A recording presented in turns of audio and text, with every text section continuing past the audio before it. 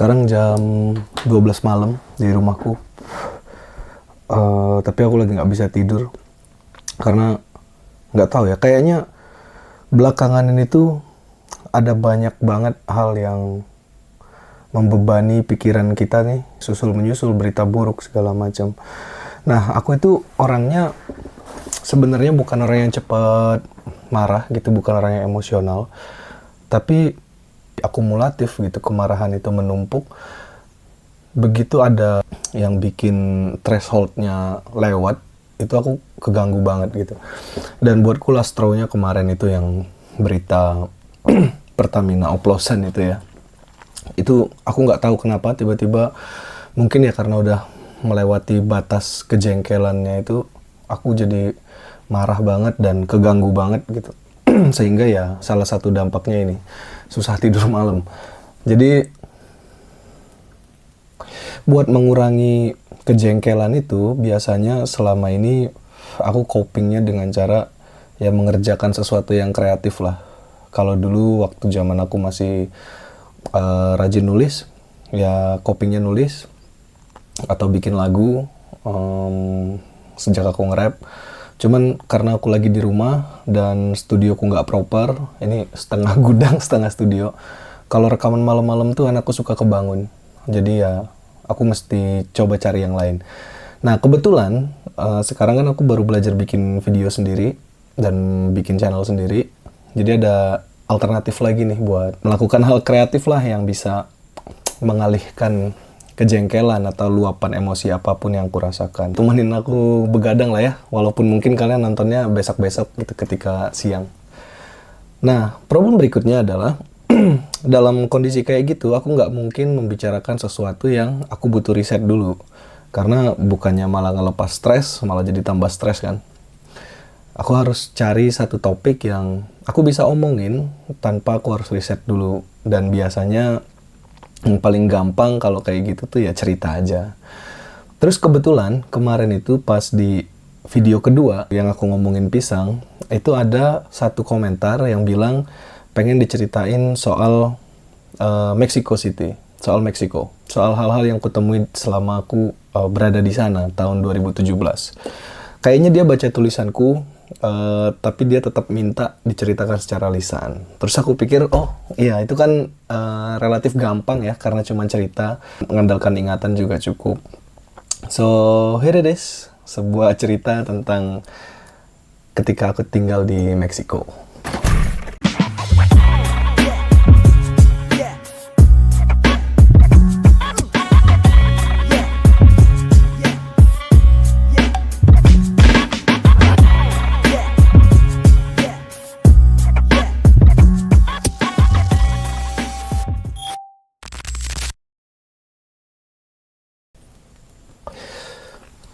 Belum lama ini kan rame tuh tagar kabur aja dulu dari orang-orang Indonesia yang ngerasa hopeless sama keadaan di sini, terus kepengen buat mencari penghidupan baru di luar. Aku sih ngelihatnya yaitu respons yang valid aja gitu dari wujud kemarahan mereka gitu. Sama kayak yang kulakukan sekarang. Kita semua kan butuh cara masing-masing lah ya buat tetap waras. Nah, percaya nggak percaya, dulu itu tahun 2017 itu, aku sempet menjadi orang yang kayak kepengen kabur aja dulu. Setelah aku residensi di Mexico City. Jadi konteksnya, sebagai penulis, aku dapat grant untuk residensi di negara yang kupilih, di kota yang kupilih. Waktu itu aku milih Meksiko, negaranya, dan kotanya aku memilih CDMX atau Mexico City, dan Guadalajara buat riset untuk novelku. Novelnya sekarang udah terbit, judulnya Hari-Hari Yang Mencurigakan. Kalau pengen baca, dengan senang hati, silakan. Kalau masih ada ya di pasar. Di sana, itu aku ngerasa nyaman banget, dan aku ngerasa waktu itu kayaknya aku cocok tinggal di sana. Makanya ada ide kayak, oh nanti balik ke Jakarta, menyiapkan diri gitu selama setahun, menyiapkan finansial, lalu pengen balik lagi ke sana. Waktu itu rencananya berjalan sekitar 6 atau 7 bulan. Aku beneran ngelakuin itu gitu, aku beneran ngumpulin uang, Aku kursus bahasa Spanyol waktu itu di UCAM ya, di Jakarta. Targetnya sih waktu itu sampai level C1 gitu, biar bisa kuliah di sana. Cuman karena satu dan lain hal, rencana itu berhenti di tengah jalan dan ya aku tetap di sini, ngebangun hidup di sini dan baik-baik aja. Ya kalau dipikir-pikir, kalau misalnya waktu itu rencananya diteruskan dan aku pindah ke sana, tentu saja aku nggak akan kenal sama Nadia, dan kalau nggak kenal sama Nadia tentu juga aku nggak akan punya Yuma, si lucu itu. Dan mereka berdua adalah hal-hal terpenting dalam hidupku, orang-orang terpenting dalam hidupku. So, walaupun rencana yang waktu itu, rencana kabur aja dulunya gagal, tanpa kegagalan itu aku nggak akan sampai di titik sekarang, dimana aku sangat senang dengan hidupku sebetulnya. Sampai semua berita buruk tentang negara ini menyerang dan membuat saya sulit tidur. Ya, tapi udahlah, kita udah hentikan percakapan itu tadi di depan. Jadi waktu itu, umurku baru 27 tahun ya. Dan nggak kerasa itu udah 7 tahun yang lalu. Rasanya sih masih fresh banget gitu di ingatan. Jadi waktu itu karena aku tugasnya adalah residensi, aku harus riset sekaligus menyelesaikan karyaku. Aku memilih tempat tinggal itu yang masih di area nggak jauh dari kampus kayak UI-nya Meksiko gitu, namanya UNAM. Di Mexico City itu ada satu kawasan yang bisa dibilang kayak pusat kegiatan kulturalnya. Di situ ada banyak perpustakaan, ada banyak toko buku, ada banyak museum. Nama tempat itu Coyoacan. Di situ juga banyak turis ya, banyak hipster. Tapi bukan area turis yang kayak destinasi utama. Kalau turis tuh biasanya paling banyak tuh di daerah Roma. Roma tuh agak ke pusat kota gitu. Kalau Coyoacannya agak ke selatan. Nah, tempat tinggalku dulu, kos-kosanku sekitar 1 kilometeran lah dari Coyoacan, jalan kaki. Aku pilih di situ karena selain di situ harganya nggak terlalu mahal, juga karena dekat itu ya dengan tempat-tempat yang harus kukunjungi. Di situ dekat sama museum juga. Jadi di hari-hari awal aku di Mexico City itu aku keliling-keliling dari satu museum ke museum lain. Aku pernah ke museumnya Frida Kahlo. Nggak jauh dari situ ada museum prehispanik gitu ya, museum sebelum kedatangan kolonialisme Spanyol. Dari orang-orang Nahuatl, dari orang-orang ya penduduk asli di Meksiko. Tapi yang dikumpulkan, benda-bendanya itu dikumpulkan oleh Diego Rivera. Diego Rivera ini seniman besar juga dari Meksiko. Dia terkenal dengan karya-karya muralnya, dan secara kebetulan ya dia juga suaminya Frida Kahlo. Ada banyak sih, banyak banget museumnya.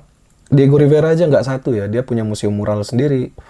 Terus ada museum yang tadi aku ceritain, namanya Museo Diego Rivera Anahuacalli.